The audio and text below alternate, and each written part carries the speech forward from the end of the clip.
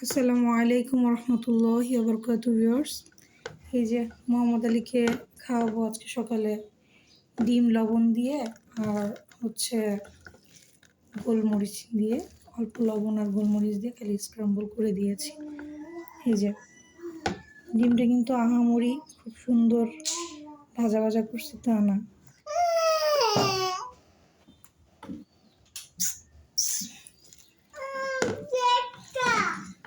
বাচ্চাদের যাই খাওয়াই না কেন শুধুমাত্র পেট ভরানোর জন্য মানে খাবার খাওয়াবেন না বাচ্চাদের।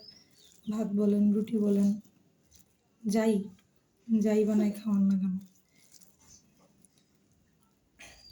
বাচ্চাকে যেটা খাওয়াচ্ছেন, যেটুকু খাওয়াচ্ছেন ওটার জন্য পুষ্টিগুণটা বাচ্চা ভালোভাবে পায়, আপনার সন্তান ভালোভাবে পায়, সেই দিকে সবসময় খেয়াল রাখবেন ইনশাল্লাহ। আমরা তো হচ্ছে বাচ্চাকে প্রতিদিন মাছ খাওয়াইতে পারতেছি না, গোশত হচ্ছে তেমন একটা খাওয়াইতে পারি না। এখন যাই খাওয়াই চেষ্টা করি যেন এটার পুষ্টিগুণটা ও যেটুকু খাচ্ছে ভালোভাবে যেন পায়।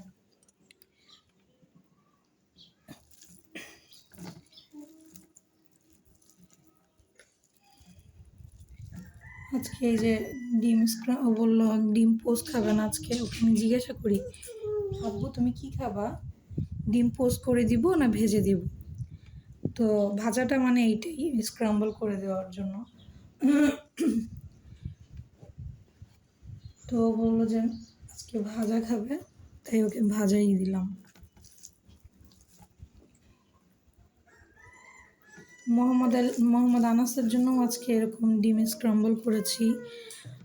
অবশ্যই লবণ দিই নেই, যেহেতু মোহাম্মদ আনাসের 1 বছর হয় নাই। এমনিও মোহাম্মদ আলীকেও লবণ, চিনি এগুলো খুবই কম, সামান্য সামান্য।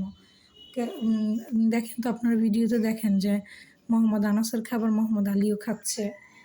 মোহাম্মদ আনাসকে তো লবণ ছাড়াই দিই, লবণ ছাড়া খাবারটাই মোহাম্মদ আলী খেয়ে নেয়।